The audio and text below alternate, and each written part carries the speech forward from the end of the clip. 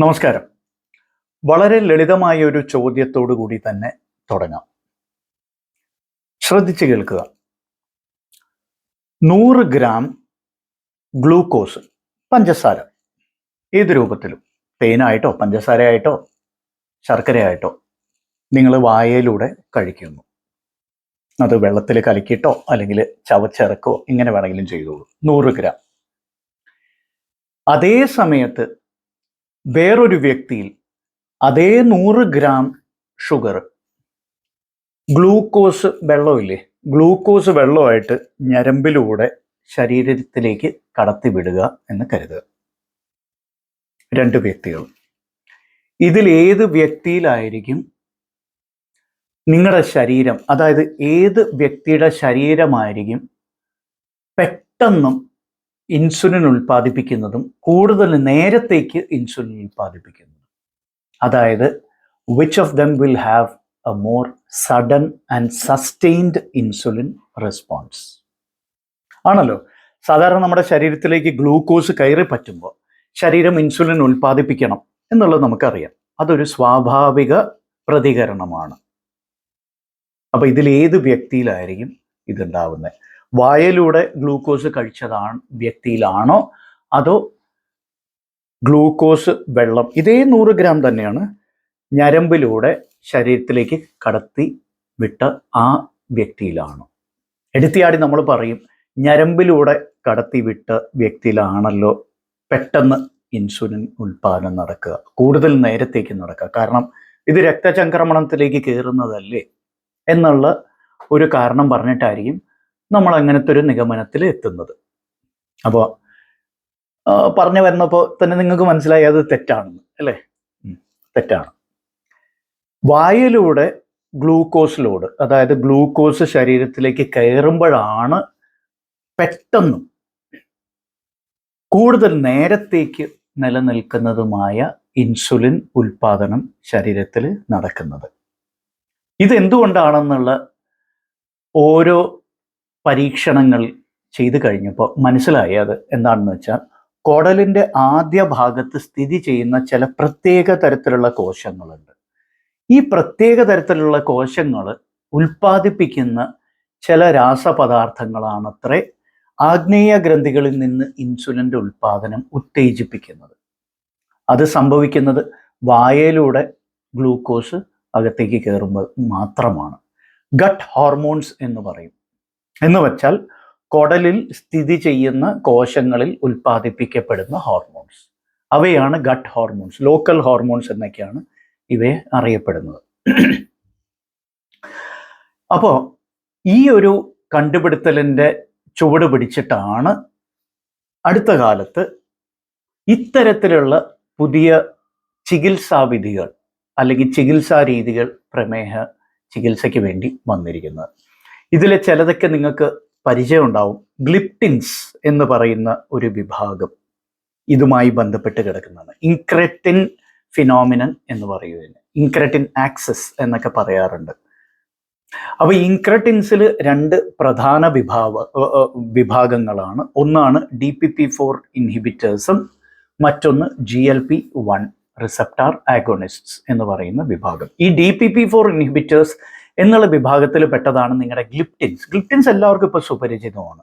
Sitagliptin, ലിനാഗ്ലിപ്റ്റിൻ, വിൽഡാഗ്ലിപ്റ്റിൻ ഉണ്ട്, സാക്സാഗ്ലിപ്റ്റിൻ എന്നൊക്കെ പറയുന്ന ഒരുപാട് ഗ്ലിപ്റ്റിൻസ് ഉണ്ട്. ടെൻലിഗ്ലിപ്റ്റിൻ എന്നൊക്കെ പറയുന്നത് അല്ലേ? ഗുളികാ രൂപത്തിൽ ലഭ്യമായിട്ടുള്ള മരുന്നുകളാണ് ഇവയൊക്കെ. പിന്നീട് അതിൻ്റെ തന്നെ ഏതാണ്ട് അടുത്ത കാലത്ത് തന്നെ വന്നതാണ് ഈ GLP-1 റിസപ്റ്റാർ ആഗോണിസ്റ്റ് എന്ന് പറയുന്ന വിഭാഗം. പേര് കേട്ട് പേടിക്കൊന്നും വേണ്ട, മെഡിക്കൽ ടെർമിനോളജിയാണ്, വിജൃംഭിച്ച വാക്കുകളൊക്കെ പ്രയോഗിക്കും. പക്ഷെ ഞാനത് കഴിവതും ലളിതമായ രീതിയിൽ പറഞ്ഞുതരാം. അപ്പം നിങ്ങൾക്ക് ആദ്യത്തെ കൺസെപ്റ്റ് മനസ്സിലായല്ലോ. വായയിലൂടെ ഗ്ലൂക്കോസ് അകത്തേക്ക് കയറുന്നതും ഞരമ്പിലൂടെ ഗ്ലൂക്കോസ് അകത്തേക്ക് കയറുന്നതും രണ്ട് രീതിയിലാണ് ശരീരം പ്രതികരിക്കുന്നത്. വായയിലൂടെ ഗ്ലൂക്കോസ് അകത്തേക്ക് കയറുമ്പോൾ അതിന് പ്രതികരണമായ പെട്ടെന്നും കൂടുതൽ നേരത്തേക്ക് നിലകൊള്ളുന്നതുമായിട്ടുള്ള ഇൻസുലിൻ റെസ്പോൺസ് പ്രതികരണം ശരീരത്തിലുണ്ടാവും. എന്നാൽ IV ആയിട്ട് വെയിനിലൂടെ കയറ്റിവിടുന്ന ഗ്ലൂക്കോസിനോട് ഇത്തരത്തിൽ പ്രതികരിക്കില്ല. അതിന് കാരണവും ഞാൻ പറഞ്ഞു.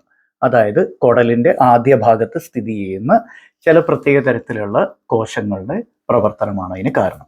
അപ്പൊ ഈ കോശങ്ങളെ ഉത്തേജിപ്പിക്കാനും ഈ കോശങ്ങളുടെ പ്രവർത്തനത്തെ ത്വരിതപ്പെടുത്താനും ഇവയുടെ പ്രവർത്തനം നിലനിർത്താനും വേണ്ടി ആണ് പൊതുവെ ഈ രണ്ട് വിഭാഗങ്ങളിലെ മരുന്നുകൾ DPP-4 ഇൻഹിബിറ്റേഴ്സും GLP-1 റിസപ്റ്റേഴ്സും കൊടുക്കുന്നത്.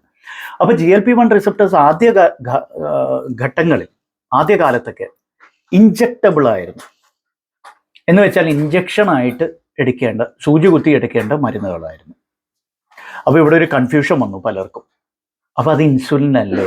കാരണം പണ്ടേ മുതൽ പ്രമേഹ ചികിത്സയ്ക്ക് കൊടുത്തുകൊണ്ടിരുന്ന മരുന്ന്, സൂചി കുത്തി കൊടുത്തുകൊണ്ടിരുന്ന മരുന്ന് ആകെ ഇൻസുലിൻ മാത്രമേ ഉണ്ടായിരുന്നുള്ളൂ. മറ്റൊന്നിനെയും കുറിച്ച് നമുക്ക് അറിയില്ലായിരുന്നു, ചിന്തിക്കാൻ പോലും സാധ്യമല്ലായിരുന്നു ആ കാലഘട്ടത്തിൽ.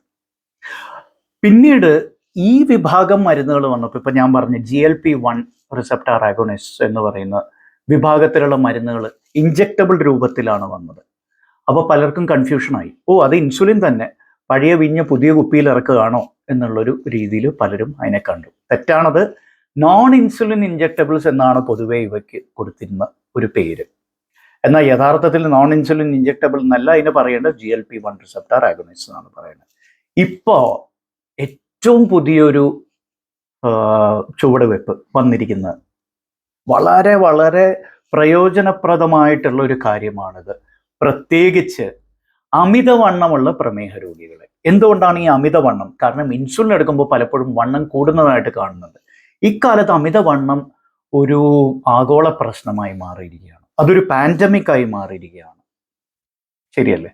കൊച്ചുകുട്ടികളിൽ പോലും കണ്ടുവരുന്ന ഒരു വലിയ പ്രശ്നമാണ് അമിതവണ്ണം, ദുർമേധസ്സും. അപ്പോൾ ഇവയെ രണ്ടിനെയും ഒരുമിച്ച് കൈകാര്യം ചെയ്യാൻ പറ്റുന്ന മരുന്നുണ്ടെങ്കിൽ കുറച്ചും കൂടി നല്ലതല്ലേ? അതായത് പ്രമേഹ രോഗ നിയന്ത്രണവും അമിതവണ്ണം കുറയ്ക്കാനും അല്ലെങ്കിൽ ശരീരഭാരം കുറയ്ക്കാനും കഴിവുള്ള ഒരു മരുന്നുണ്ടെങ്കിൽ അത് അത്യുത്തമമായിരിക്കും. അത്തരത്തിലുള്ള ഒരു മരുന്നാണ് ഈ GLP-1 റിസപ്റ്റാർ ആഗോണിസ്റ്റ് എന്നുള്ള വിഭാഗം. ഇതിൽ തന്നെ ഒരുപാട് പുതിയ പുതിയ പുതിയ കണ്ടുപിടുത്തങ്ങൾ ഇപ്പോൾ വരുന്നുണ്ട്. ആദ്യം വന്നത് എക്സനറ്റൈഡ് എന്ന് പറയുന്ന ഒരു മരുന്നായിരുന്നു. അതിനുശേഷം ലിറാഗ്ലൂട്ടൈഡ് നിങ്ങളിൽ പലരും കേട്ടിട്ടുണ്ടാവും. വിക്ടോസ എന്ന് സുപ്രസിദ്ധമായ ബ്രാൻഡ് നെയിമിൽ അറിയപ്പെടുന്ന ഒരു മരുന്നാണിത്. ഇപ്പോഴും മാർക്കറ്റിലുണ്ട്. പക്ഷെ ഇപ്പോൾ ഈ അടുത്ത കാലത്ത് നമ്മുടെ രാജ്യത്ത് തന്നെ ഒരുപാട് കമ്പനികൾ കുറഞ്ഞ വിലയ്ക്ക് ഇത് ലഭ്യമാക്കി തുടങ്ങിയിട്ടുണ്ട്. മുമ്പ് വൻ വിലയായിരുന്നു ഇതിനൊക്കെ. ഒരു സാധാരണക്കാരന് താങ്ങാവുന്നതിനേക്കാളും കൂടുതൽ വിലയായിരുന്നെങ്കിൽ ഇക്കാലത്ത്, ഈ അടുത്ത കാലത്ത് നമ്മുടെ രാജ്യത്ത് തന്നെ ഒരുപാട് കമ്പനികൾ കുറഞ്ഞ വിലയ്ക്ക് 1/3 അല്ലെങ്കിൽ 4/1 വിലയ്ക്ക് ഇത് ലഭ്യമാക്കിയിട്ടുണ്ട്.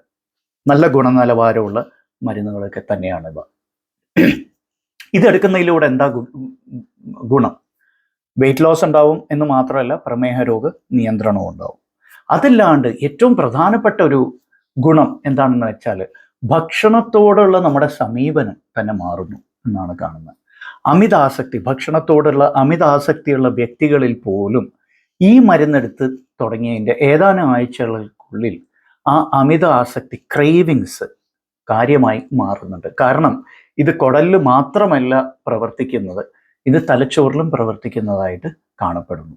അതിനാൽ ഇപ്പോൾ പ്രമേഹ രോഗ ചികിത്സയ്ക്ക് മാത്രം എന്നുള്ളൊരു കാഴ്ചപ്പാടിൽ നിന്ന് മാറി ഈ വിഭാഗം മരുന്നുകൾ വെയിറ്റ് ലോസിന് വേണ്ടി, ശരീരഭാരം കുറയ്ക്കാൻ, അമിതവണ്ണം കുറയ്ക്കാൻ, ദുർമേധസ് കുറയ്ക്കാൻ, ആഹാരത്തോടുള്ള അമിത ആസക്തി കുറയ്ക്കാൻ ഉപയോഗിക്കുന്നതായിട്ട് കാണുന്നുണ്ട്. മാത്രമല്ല ഇതിൽ വന്നിരിക്കുന്ന വൻ മാറ്റം അതും കൂടി ഇവിടെ സൂചിപ്പിക്കേണ്ടതുണ്ട്. ഇൻജക്റ്റബിൾ ഫോമിൽ മാത്രം ലഭ്യമായ ഈ മരുന്നുകളിൽ പലതും ഇപ്പോൾ ഗുളികാ രൂപത്തിൽ ലഭ്യമാണ്. പക്ഷെ ഒരു കാര്യം എടുത്തു പറയാണ്ട് വയ്യ, ഇവയ്ക്ക് നല്ല വിലയാണ്. ഒരു സാധാരണ ഗുളികയെക്കാളും 10 മടങ്ങ് വില കൂടുതലുള്ള ഗുളികകളാണിത്. പക്ഷെ ഇപ്പോൾ കൂടുതൽ കമ്പനികൾ, കൂടുതൽ ബ്രാൻഡ്സ് ഈ മാർക്കറ്റിലേക്ക് വരുന്നതിൻ്റെ ഫലമായി തീർച്ചയായിട്ടും വില കുറയാൻ സാധ്യത കാണുന്നുണ്ട്. ഇപ്പം തന്നെ ഞാൻ പറഞ്ഞില്ല, ഇഞ്ചക്റ്റബിളിൻ്റെ വില മുമ്പ് ഉണ്ടായിരുന്നതിൻ്റെ 4/1 5/1 ആയിട്ട് കുറഞ്ഞിട്ടുണ്ട്. ഇനിയും പുതിയ കമ്പനികൾ വരുമ്പോൾ മത്സരം കൂടും, അതോടെ വില കുറയും. ഇപ്പോൾ ഈ ഘട്ടത്തിൽ ഓറൽ GLP-1 ഒരു സാധാരണക്കാരന് താങ്ങാവുന്നതിലും കൂടുതൽ വിലയാണ്. അപ്പോൾ നമുക്ക് എല്ലാവർക്കും ഇത് തുടങ്ങാനൊന്നും സാധ്യമല്ല. എല്ലാവരിലും അമിതവണ്ണമുള്ള പ്രമേഹ രോഗികൾക്ക് എല്ലാവർക്കും ഇത് നല്ലതാണ് എന്ന് പറയാൻ സാധിക്കില്ല. മാത്രമല്ല ലഭ്യതയും ഇപ്പോഴും ഒരു നല്ല രീതിയിലായിട്ടില്ല, വന്ന് തുടങ്ങുന്നേ ഉള്ളൂ ഇപ്പം ഈ ഓറൽ ടാബ്ലറ്റ്സ് ഒക്കെ. ഓക്കെ, അപ്പോൾ പറഞ്ഞു വന്ന മറ്റൊന്നുമില്ല, ഇനി വരും കാലങ്ങളിൽ പ്രമേഹ രോഗ ചികിത്സയിൽ വൻ മുന്നേറ്റങ്ങളാണ് സംഭവിക്കാൻ പോകുന്നത്.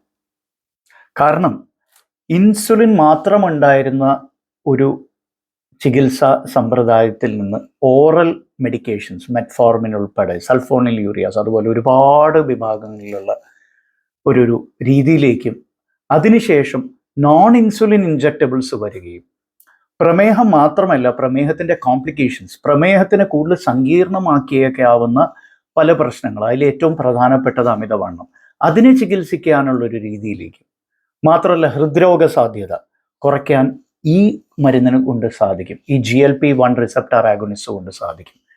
കാർഡിയോ വാസ്കുലർ ബെനിഫിഷ്യൽ എഫക്റ്റ് ആണ് ഇവയ്ക്ക് ഉള്ളത്. മറ്റുള്ള ആകെ ഒരൊറ്റ വിഭാഗം മരുന്നിന് മാത്രം ആ ഒരു ഗുണമുള്ളൂ. SGLT2 ഇൻഹിബിറ്റേഴ്സ് എന്ന് പറയുന്ന ഒരു വിഭാഗം മരുന്നിന് മാത്രമേ ഈ പറഞ്ഞ ഗുണമുള്ളൂ. ഏത്? കാർഡിയോ വാസ്കുലർ, അതായത് ഹൃദ്രോഗ സാധ്യത കുറയ്ക്കും എന്ന് തെളിയിക്കപ്പെട്ടിരിക്കുന്ന ആകെ രണ്ട് വിഭാഗങ്ങളേ ഉള്ളൂ പ്രമേഹ രോഗ ചികിത്സയ്ക്ക് കൊടുക്കുന്ന മരുന്നുകളിൽ. അതിലൊന്ന് GLP-1s, രണ്ട് SGLT2 ഇൻഹിബിറ്റേഴ്സ് എന്ന് പറയുന്ന വേറൊരു വിഭാഗമാണ്. അപ്പോൾ ഇത്രയേറെ ഗുണങ്ങളുള്ള മരുന്നുകളാണിവ. ഇവയ്ക്ക് ഇനി ആകെ വേണ്ടത് എന്താണെന്ന് വെച്ചാൽ ഒരു സാധാരണക്കാരന് പ്രാപ്യമായിട്ടുള്ള വിലയ്ക്ക് ഇത് ലഭ്യമാവണം. അതിന് സർക്കാർ സംവിധാനങ്ങൾ തന്നെ മുൻകൈയെടുക്കുക എന്നല്ലാണ്ട് വേറൊരു വഴിയും ഞാൻ കാണുന്നില്ല. ഇവിടെ എന്നെ കുറ്റം പറയാം, ഇയാൾ ഇത്തരത്തിലുള്ള മരുന്നുകളെ കുറിച്ച് വീഡിയോ ചെയ്തു അല്ലെങ്കിൽ ചാനൽ പോസ്റ്റ് ചെയ്തു. ഇതൊരു ബോധവൽക്കരണമാണ്.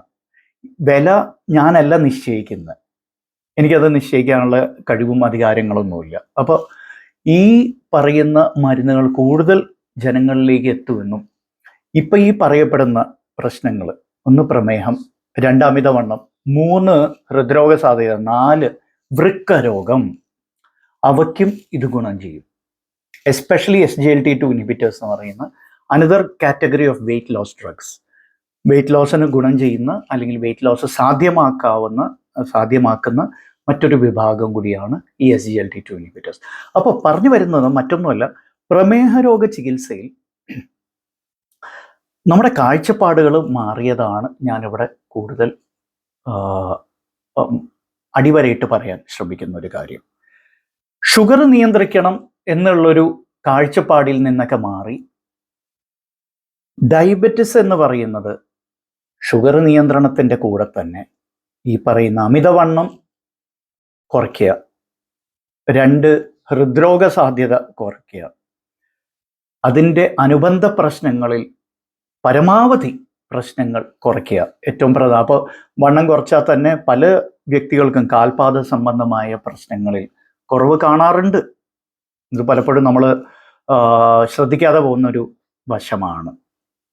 അതുപോലെ അവർക്ക് ഹൃദ്രോഗ സാധ്യതയും വൃക്കരോഗ സാധ്യതയും കരൾ രോഗ സാധ്യതയും അതുപോലെ അസ്ഥി സംബന്ധമായ പ്രശ്നങ്ങളും ഇവയെല്ലാം കുറയുന്നതായിട്ട് കാണാറുണ്ട്.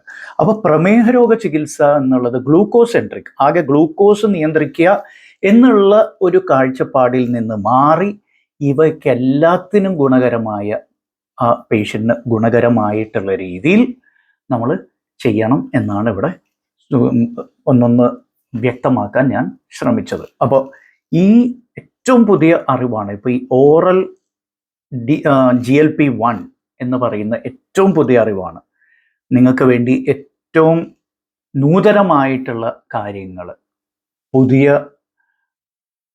പരീക്ഷണങ്ങളിൽ അധിഷ്ഠിതമായിട്ടുള്ള തെളിവോടുകൂടി നിങ്ങളിലേക്ക് എത്തിക്കാൻ ഡയബറ്റിക് കെയർ ഇന്ത്യ വീണ്ടും ശ്രമിച്ചുകൊണ്ടിരിക്കും. അപ്പോൾ ഇതിന് പ്രോത്സാഹനവും പിന്തുണയും ഞങ്ങൾ പ്രതീക്ഷിക്കുന്നു. ലൈക്ക് ചെയ്തില്ലെങ്കിൽ ലൈക്ക് ചെയ്യുക, സബ്സ്ക്രൈബ് ചെയ്തില്ലെങ്കിൽ ദയവായി സബ്സ്ക്രൈബ് ചെയ്യുക, ഷെയർ ചെയ്യാനും മറക്കരുത്. നന്ദി, നമസ്കാരം.